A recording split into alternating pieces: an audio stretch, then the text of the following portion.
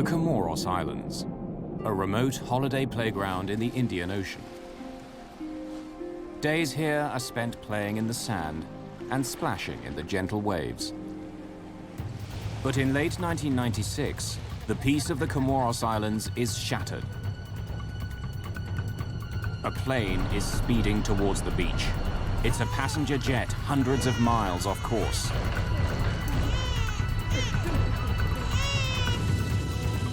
There has been no explosion, no mechanical failure, yet the jet is falling out of the sky towards the ocean.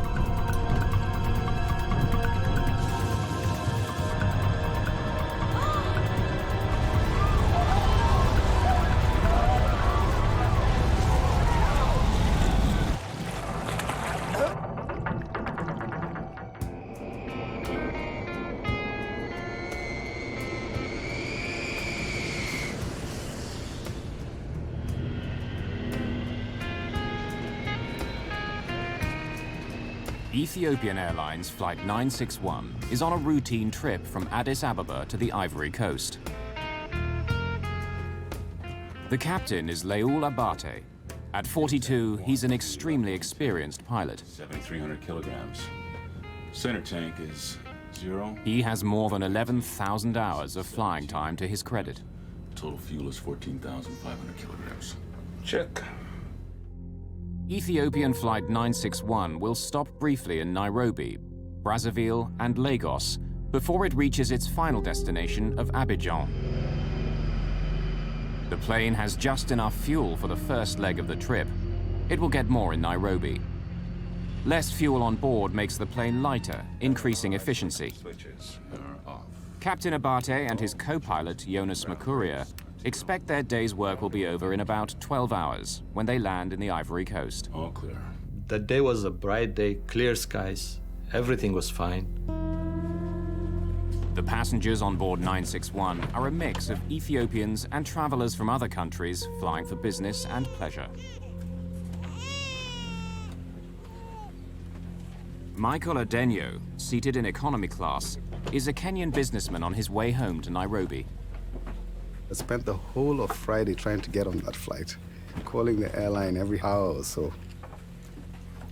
I remember Friday night, about 11 o'clock, I called them again, and they said, look, just come to the airport, we'll see if we can find a seat for you. So I sometimes feel I put myself on that aircraft. Near the front of the plane, American Frank Pancho Huddle is also getting settled in. He's the United States Consul General in Bombay. My wife, Palm, and myself decided to take a trip to Africa and go on safari. I wanted a daytime flight because it was safer. So I picked Ethiopian Airlines, which had a good reputation. It was one of the 2 carriers in all of Africa that was FAA certified. A few rows ahead of them is Mo Amin, a legendary news cameraman and journalist. He's a well-known personality, especially in Ethiopia. In 1984, Amin captured images which shocked the world. His pictures of the Ethiopian famine prompted an outpouring of aid, which helped pull Ethiopia back from the brink of starvation. Mo Amin was, I think, the most famous news cameraman of his time, and also one of the strangest of characters. Amin is known for never backing down in a fight. He has stuck his nose and his camera into conflicts across Africa. While filming in Ethiopia, he had even lost an arm in a bomb blast. Today, he's returning home to Nairobi after a brief business trip.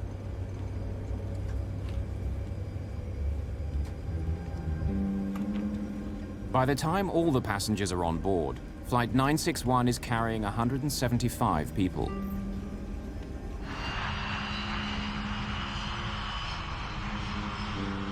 Not only is Captain Abate used to this route, but he's also very comfortable with this aircraft. B1. He and other members of Ethiopian Airlines call it Zulu.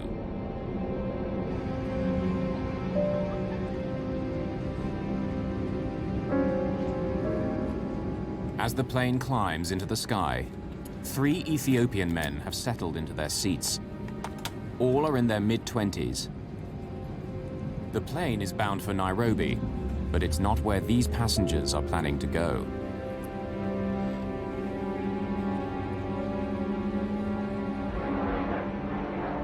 We took off, everything was fine. The cabin crew called us, she asked if we want to have coffee or tea, whatever. Yeah, thank you. Coffee? Make it 2. The plane is flying at 12,000 meters when the 3 young Ethiopians make their move. And I heard a noise at the back, somebody shouting, and when I looked back, he was running up towards the front, pushing the air hostesses away.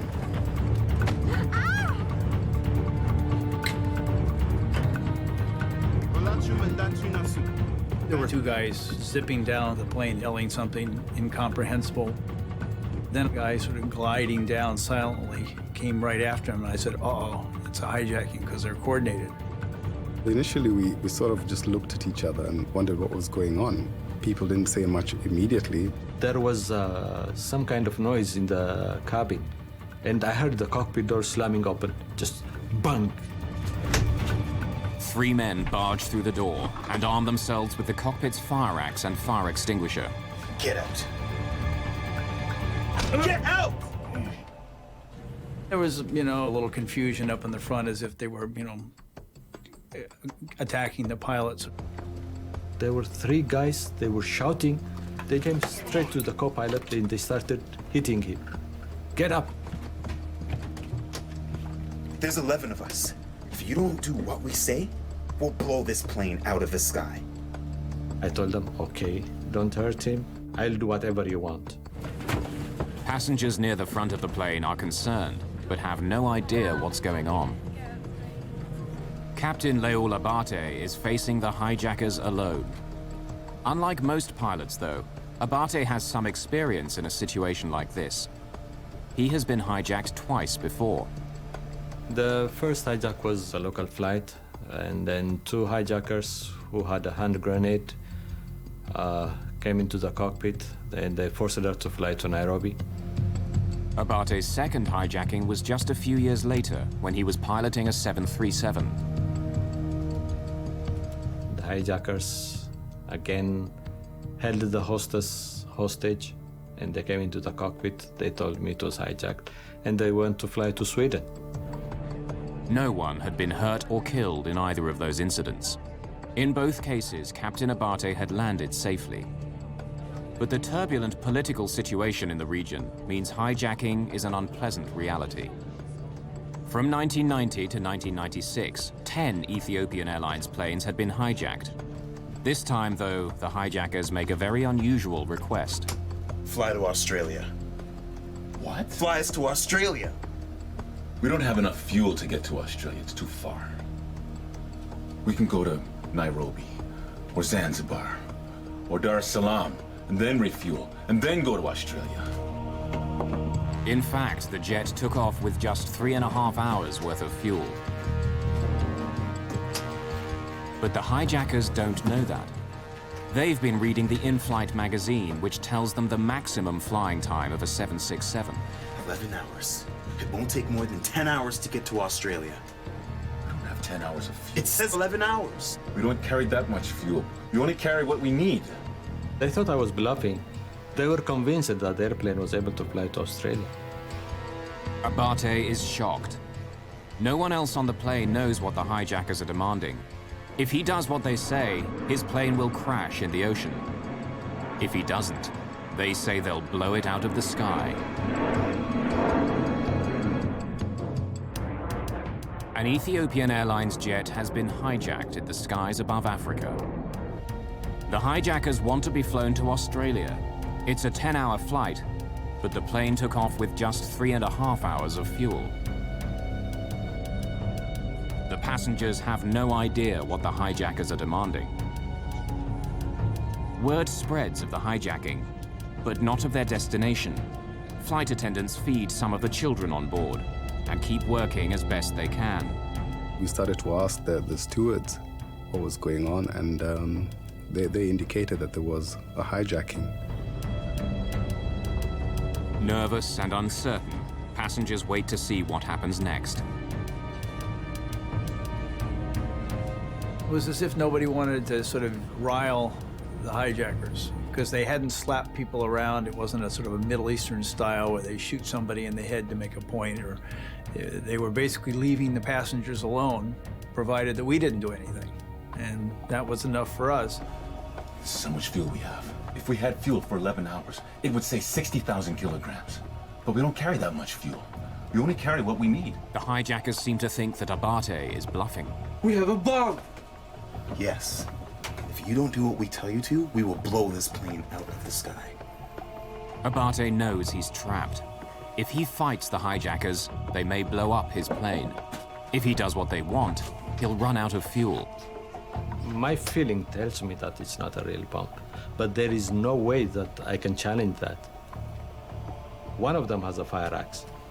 That was good enough to do serious damage. You know, if I'm not alive, everybody's not alive. That's it. I want to talk to the passengers. After about half an hour, the hijackers came on the public address system, and they made an announcement that they have taken over the plane. And if anybody tried anything, they had one bomb and they were going to blow it up. The announcement is made in Amharic, French, and English. The policy at that time was we should follow the hijackers' instruction. That was before 9/11. And every action taken is to be taken on ground, not in flight. Pilots are trained to fly, not to fight. We were following sort of the standard script, as it were, for passengers, which was to stay out of it, keep quiet, keep cool, let them sort it out, get the plane on the ground. Some people said, oh, maybe we'll go to Sudan, land there, negotiate, and maybe they'll release us after that, or if not, move on to some other place. But it was all speculation. For years, Clint Van Zandt was the FBI's chief hostage negotiator. What made this hijacking so unique is that the pilot in command had been the victim of 2 previous hijackings. His success rate was 100%. He probably had a predisposition to, this will end like the other 2 did. I'll be able to get it on the ground, the authorities will deal with it. But Captain Abate knows this situation is different. Instead of another destination in Africa, the hijackers want to go to Australia. Abate knows that heading out into the open ocean could be a death sentence. Captain Abate decides to get help. I have to call air traffic control. Why? Because they will be asking why we are changing direction. Tell them you've been hijacked. And tell them where we are going.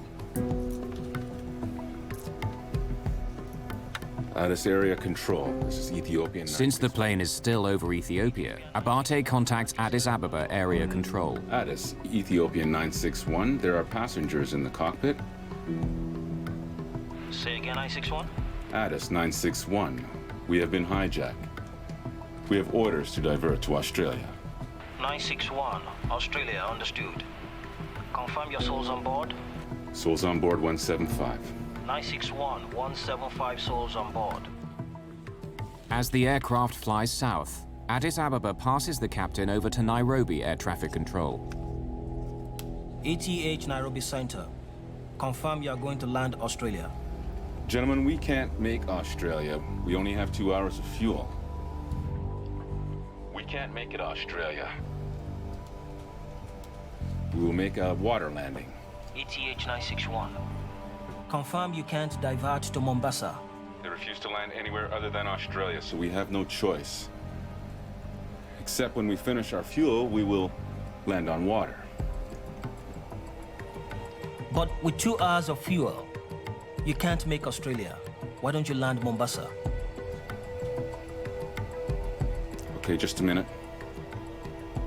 Abate connects the air traffic control to the cockpit speakers. Okay, I just wanted our hijackers to hear what you are communicating. Okay. And if you have anything to say, go ahead and tell them. Okay. I am advising you that with 2 hours of fuel, you will be unable to reach your destination. and probably you would have to land underwater. The solution is for you to land in Mombasa. Go ahead. The hijackers of ETH 961. If you have copied, go ahead.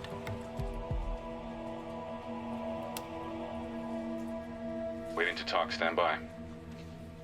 Do you want to talk to them? Okay, they say they don't want to talk. They're not willing to negotiate on any terms. Confirm they are ready to land in the ocean and drown. Do you have another alternate aerodrome? Please advise.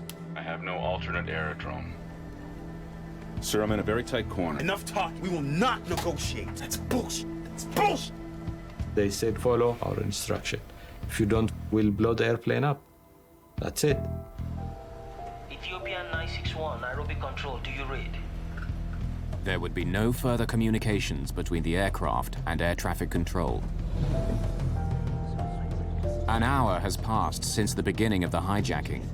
No one knows exactly what's going on in the cockpit. For the rest of the passengers and crew, the flight has settled into an uneasy routine. There's a lot of time people were just whispering, and we were trying to figure out where we're going, where they're taking us, what's going to happen. And at least the people I was sitting next to, we thought that we would go from airport to airport, and there would be negotiations, and finally we would be released. We went generally south, and there was an eerie, edgy, nervous calm. Nobody's talking much, and people are in their own little individual worlds. With only a fraction of the fuel needed to get to Australia, Abate decides to defy the hijackers. Without their knowledge, he continues south instead of east towards Australia. I started following the African coastline because in case anything happens, we'll have a place to ditch or land safely because most of the cities are by the coastline. But with a glance out of the window, the hijackers suddenly realize they've been tricked. I still see land. Turn the plane! Now Captain Abate has no choice. He turns his plane east over the open ocean.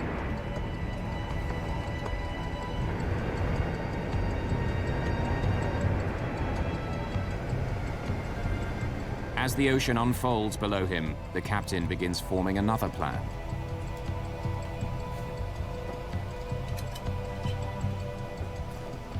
I had no chart nearby because it was on the co-pilot side.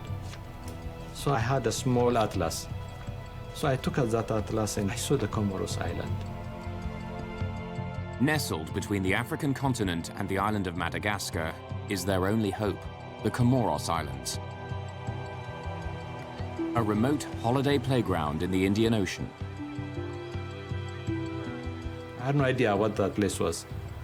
I never heard of the word Comoros before. I just headed towards it. It was a guess. The Comoros Islands are his last chance to land safely. We just sat and sat for hours. I tried to read the newspaper but couldn't concentrate on it because I was nervous. I wondered how much extra fuel we had because the rule of thumb is you have enough for the alternative airport and they're supposed to have an extra 45 minutes of fuel beyond that. So roughly 3 hours or so of fuel they had to have. And so after we'd flown 3 hours, I began to get nervous. Suddenly, an alarm breaks the tense silence in the cockpit. It's a warning that the plane has less than 30 minutes of fuel left. I need to tell the passengers. There's no need. You know what I'm going to tell them? It's out of my control. The aircraft is going to crash. You wanna die? We're going to die anyway. So, shall we kill you? No more talking. Don't worry. I have the axe.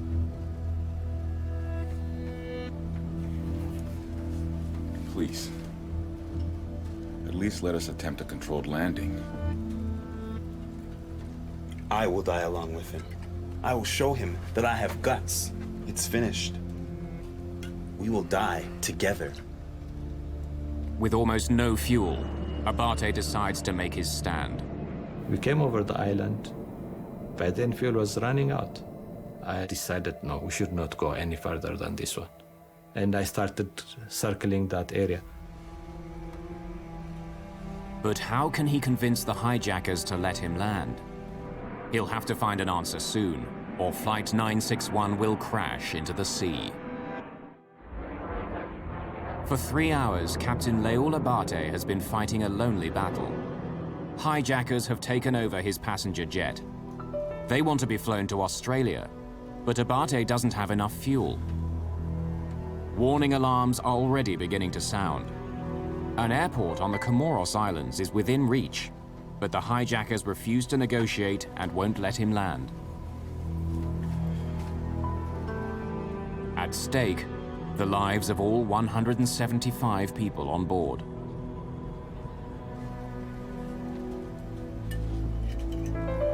They took whiskey from the duty-free, and they wanted me to drink, actually, but I refused. Once again, alarms sound. One engine is now completely out of fuel. It's shutting down. Captain Abate is quickly running out of time. With the airplane being at 39,000 feet in cruise flight, the airplane is not going to run out of gas with each engine simultaneously. There'll probably be a bit of a lag, which in this case there was. The right engine stopped functioning first. First thing I noticed, the engines sound different. Because there's only one engine running. It had a much deeper sound. Abate follows standard emergency procedures. He starts the APU, or Auxiliary Power Unit. It's a generator that can supply extra electrical power when one engine is lost. Most of the passengers don't know how serious the situation is. But Captain Abate knows the plane is in grave danger. I lost the engine at 39,000 feet. I cannot keep on flying at 39,000 feet with engine failure. With thrust from only one engine, the aircraft immediately slows down. At a lower speed, the wings don't provide as much lift. Abate must descend to an altitude where the air is thicker. Denser air means the wings can provide enough lift to keep the aircraft flying level. The plane continues to descend. Even with only one engine, and despite the drop in altitude, the tiny Comoros Islands are still within reach of the crippled airliner. There is an airport at the capital, Moroni. If he can convince the hijackers, Abate could land there. It's gone down 1,000. When the engine stops, it descends. It will descend whether you like it or not. Alone in the cockpit, Captain Abate takes a dangerous chance. He explains the situation to everyone on board. Ladies and gentlemen, this is your pilot. We have run out of fuel, and we are losing an engine at this time. We're going to make a crash landing. When the pilot came onto the public address system and said that he had no alternative but to crash land, that is when it actually dawned on us and we realized that this was a life and death situation. Captain Abate also makes a desperate call for help. We have already lost one of the engines. He wants the passengers to overpower the hijackers so he can land the plane. I ask all passengers to react to the hijackers. Thank you. Captain Abate knows the call for help is a huge risk. Even though I was expecting some kind of movement in the cabin, but I had to do my job. I was doing what I had to do. You know, keep the airplane in control, fly it. While Captain Abate waits for action, the passengers are more confused than ever. He said, react against the hijackers, which is an odd phraseology. Nobody reacted. I think part of it was the way he said it. It was not sort of a normal way in English that you would ask someone to take on the hijackers. But he also was trying to do it enough so they wouldn't notice what he was saying. At least one of the passengers does understand. As a news cameraman, Mo Amin has never shied away from a challenge. Amin makes his way to the economy section in the rear of the plane. Here is a man who had spent 20 or 30 years in some of the most difficult and dangerous war zones of the world, who'd been beaten up, who'd been shot at, who'd been jailed. He was a kind of alpha male, if you know what I mean. He could talk anybody into anything. He made it like he was going to the bathroom, and then he came back and he started talking to people who were 3 or 4 seats ahead of me. And from his gestures and actions, he was trying to get us to stand up against the hijackers. With your help, we can take them. There's only 3 of them. Come on. Come on. Not knowing what would happen, not knowing what these people were capable of doing. And, of course, the fact that they had indicated that they would blow up the plane if anybody tried anything. Always, always have to measure, am I going to make the situation better or am I going to make it worse? Who's ready to take the chance that your precipitous action against the hijacker might not cause him to set that explosive device off and take the life of everybody on board the plane? In the end, the passengers choose not to act. Captain Abate is still alone against the hijackers. In the cockpit, the hijackers tried to take control in a vain attempt to keep the plane in the air. It's descending. Don't worry. I'm not the one who's doing that. Inadvertently, one of the hijackers disconnects the autopilot. The plane swerves wildly.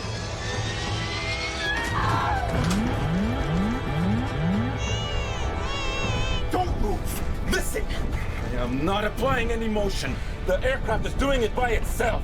He was trying to fly the airplane, he was trying to disconnect the autopilots, all sorts of things. It's all over. We will drop in the ocean. 31? Abate makes another attempt to explain the desperate situation to the hijackers. Perhaps they will finally allow him to land at the nearby airport. This is 0, and this is coming to 0. I prayed to God. I wish I wasn't in this situation. Now I'm in it, but help me to save these people. Ladies and gentlemen, please sit down and fasten your seatbelts. Do not panic. Please I was starting to say, oh, I love you, dear. It's been a good ride.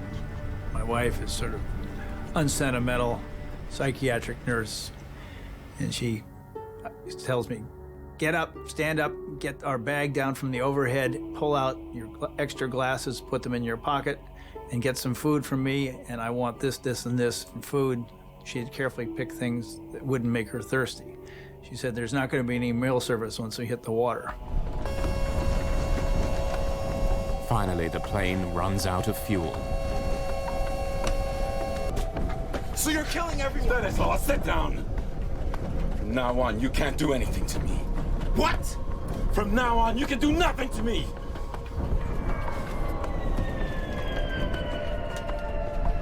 The other engine stopped, and it sort of went quiet.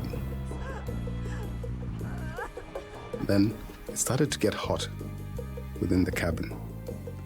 The light started to flicker, and gradually it went out. That's it. Both engines are out. That's it. Is this what you wanted?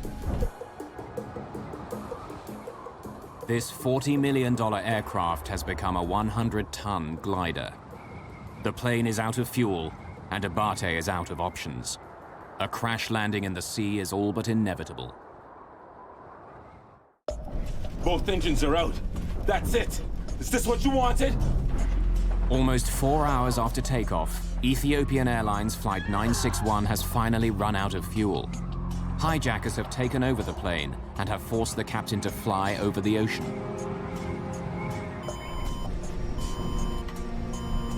The loss of engine power starts rippling through the plane.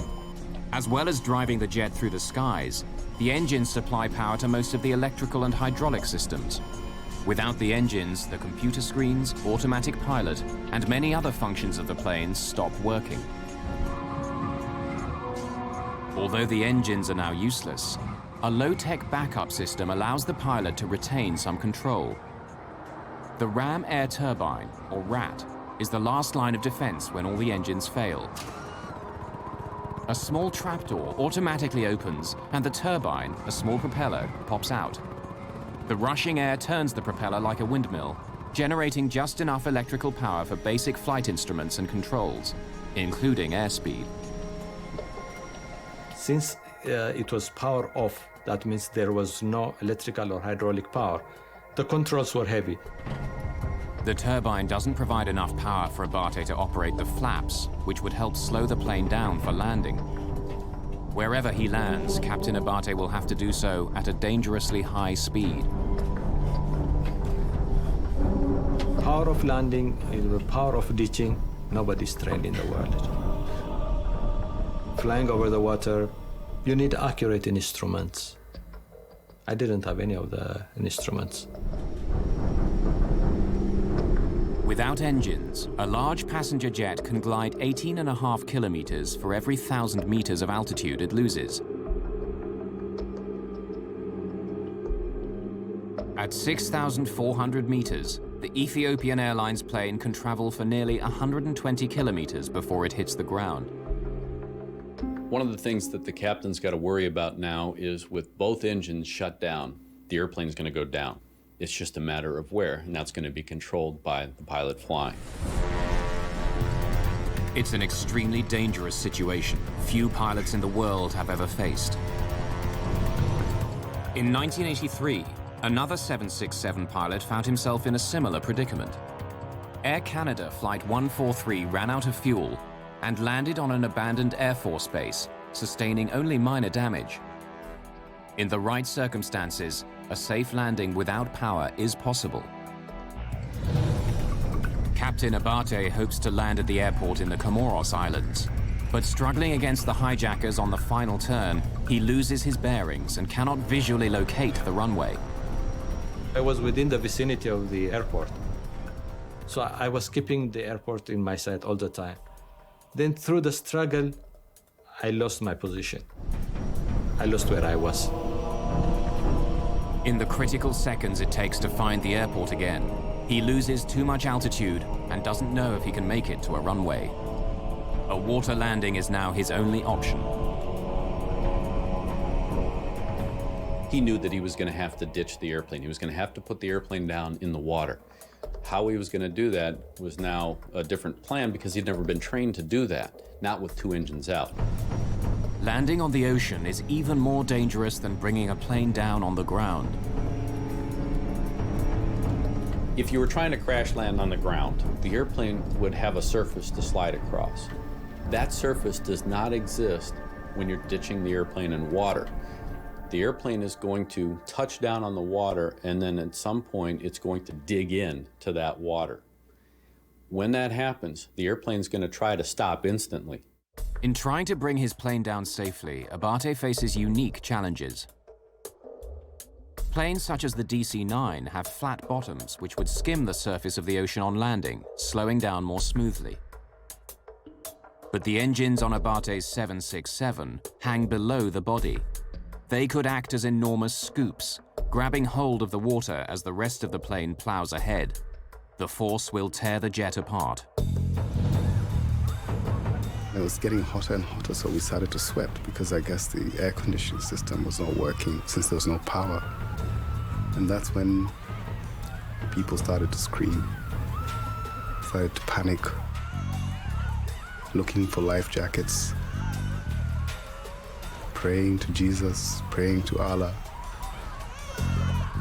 Some ladies were asking people to go and plead with the hijackers, not realizing that it wouldn't make any difference at this particular time. We didn't have any fuel, and that was it. We're going down, but I guess at that time, you know, your hope is all you have. Descending fairly rapidly. The plane is lurching wildly a couple of times. They're fighting up in the cockpit for the controls. It's my responsibility. The passengers must know what's going on. Descend and increase the speed. It doesn't make any difference. Please. All the same, we're going to die.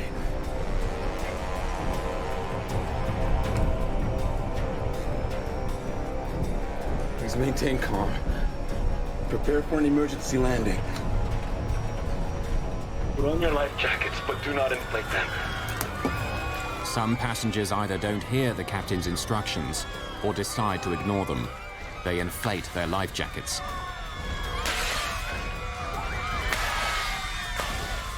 I heard a pop, pop, pop, pop, pop, pop, pop back in the tourist class. And everybody panicked and inflated their life jackets. I actually got up on my seat and told people, don't inflate your life jackets inside the plane. At the front of the plane, Mo Amin tries a last-ditch attempt to negotiate with the hijackers. No, sit down. Mo had a desire to dominate every situation he was in. In a situation like that, it would be Mo talking to the hijackers. He would be negotiating with the hijackers. He would be, I'm sure, trying to get the other passengers to face these guys down. But Amin's efforts have no effect. The hijackers are determined to let the aircraft crash. Then, for the first time since the hijacking began, Captain Abate gets some help.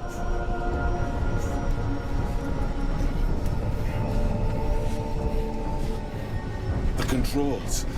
I need help. They're too heavy. We told them, guys, now we are on the last point. You should sit down and fasten your seatbelts. They refused. I never thought I would ditch in my lifetime. I never thought I would lose 2 engines and ditch in the middle of an ocean. I never thought anything would like that happen in my life. Last few seconds, I remember looking out both sides of the window. I could see water. And then I took the crash landing position. All these things go through your mind. I guess having been brought up in a Christian family, I said my last prayers.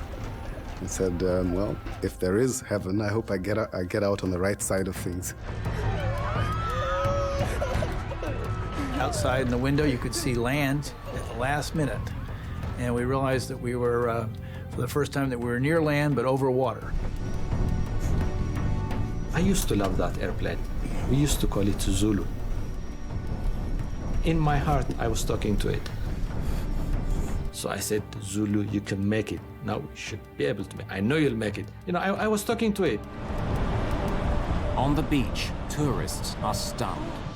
The horror of the crash is captured on one of their video cameras. The plane is flying at more than 370 kilometers per hour when it hits the water. First bump, fairly gentle. And I sort of breathed a sigh of relief. Wow. As soon as we touched the water, it was quite violent. Then the second bump was like a 30-mile-an-hour auto accident. I had a feeling the plane was not going to hold. The third bump, and I said, uh-oh, I'm dead. And I blacked out. Oh my God! Oh no! The ditching was very rough. The aircraft broke apart into 3 pieces. The cockpit broke off and the tail end broke off, so we started to go down. There was water gushing in on both sides. Passengers who survived the initial impact struggle to escape from the shattered wreckage. As water pours in, people who've already inflated their life jackets become trapped. The water pushes them towards the ceiling of the plane.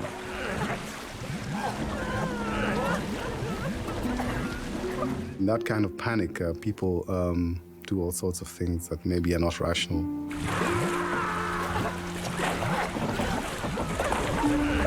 The life jackets make it very difficult to swim underwater.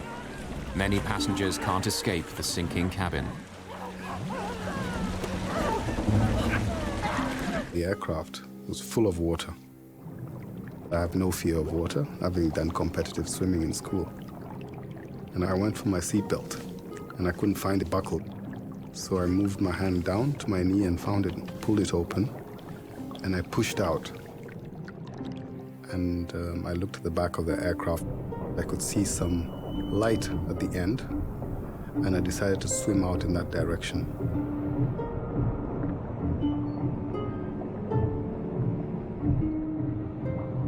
As I swam out, one of the passengers trying to get out of the seat grabbed my leg. And I said to myself, oh my God, this can cause me to drown. But I decided not to fight back. And they pulled themselves out and let go of my leg. And then I continued to swim out to the back of the aircraft and swam to the surface. I was really exhausted. I felt very tired. When I looked up, I said, okay, could this be heaven? Because I wasn't really sure whether I was alive or dead. I was trying to tell the co-pilot to get out.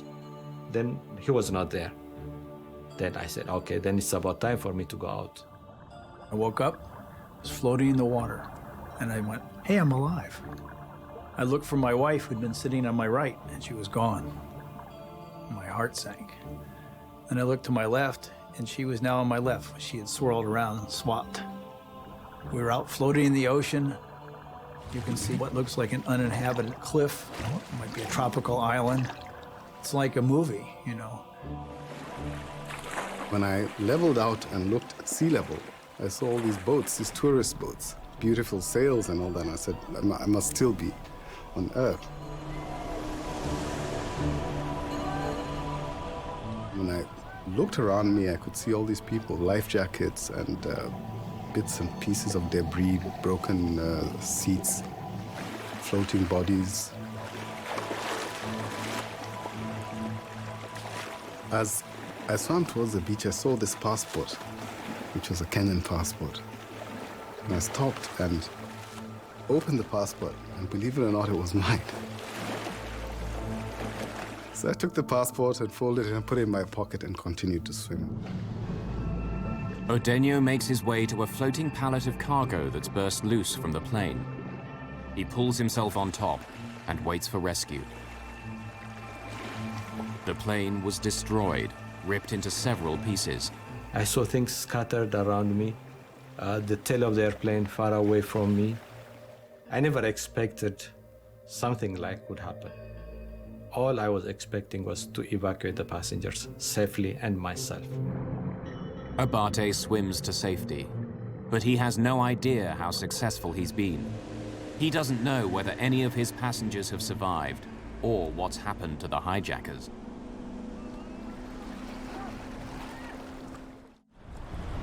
After a 4-hour struggle with hijackers, Captain Leul Abate crash lands his passenger jet in the Indian Ocean near the Comoros Islands. Oh my God! His plane is shattered, but his skill may have saved the lives of many on board. For those who survived the crash, Abate's decision to ditch the plane near the shore means that although the airliner breaks into pieces, it doesn't sink very far. Fortunately, the water was very shallow. In some cases, people were able to get out. Locals and tourists swarm out to the downed aircraft. A group of scuba divers, who narrowly missed being hit by the aircraft, help with the rescue effort.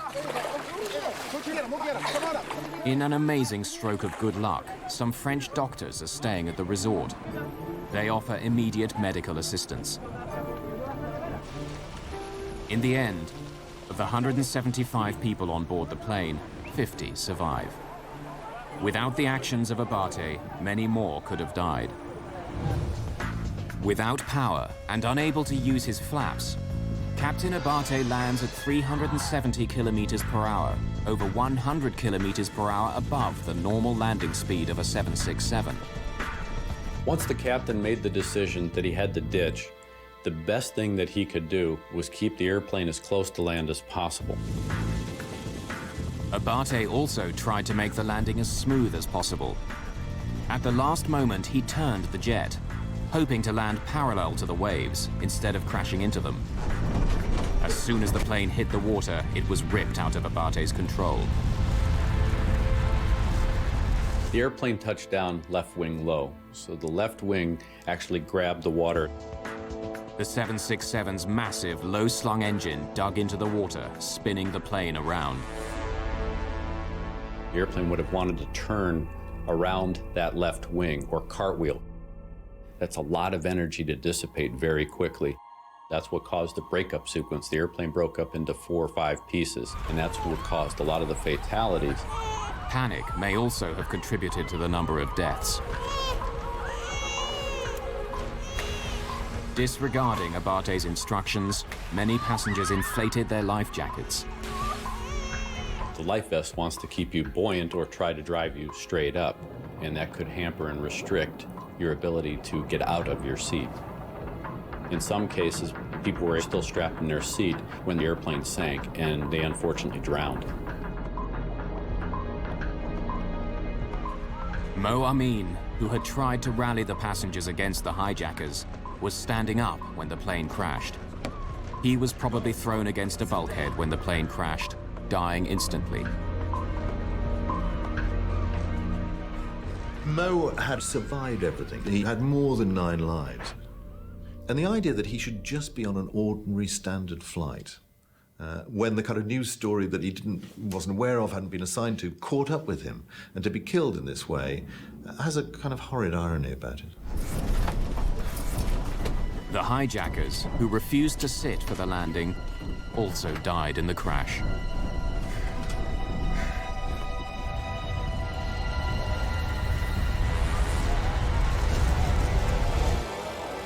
In the days after the disaster, other pieces of the puzzle became clearer. Despite claims by the hijackers that there were 11 of them, in fact, there were only 3. But who were these desperate men, and what were their motives? They were imprisoned, thrown in jail, persecuted and tortured by the government. They didn't specify which government, at least to the best of my understanding, and that they had escaped from jail and that they were going to make history. They said they have friends in Australia and they want to get united with them. They wanted to go into a second country where they get the refugee status and have a better living. Before 9/11, it was remarkably easy for hijackers to gain access to pilots. If you don't do what we say, we'll blow this plane out of the sky. Despite numerous hijackings over the previous 2 decades, most airlines made no attempt to secure the cockpit. Do you want to die? We're gonna die anyway. So, shall we kill you? The hijackers of Flight 961 were never linked to any terrorist group or political organization. Whatever their reasons, their crime demonstrated the great danger posed by a hijacker who places no value on his own life. We will die together. For years, there were people in security saying we have to strengthen that cockpit door. We have to be able to exclude anyone from coming through that door and getting control of that aircraft, whatever the reason. Whether the airlines didn't want to spend the money, they didn't see it as a threat, it didn't happen.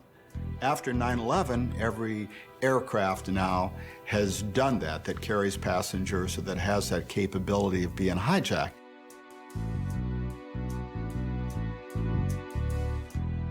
Nothing is inevitable.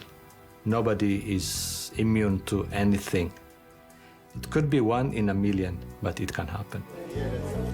Both Captain Leul Abate and his co-pilot, Jonas Mercuria, received many tributes for their actions on Flight 961, including a Flight Safety Foundation award. I said, it's good that I am alive, and the world has understood what I had gone through. Despite their ordeal, both Captain Abate and his co-pilot Mercuria continue to work for Ethiopian Airlines.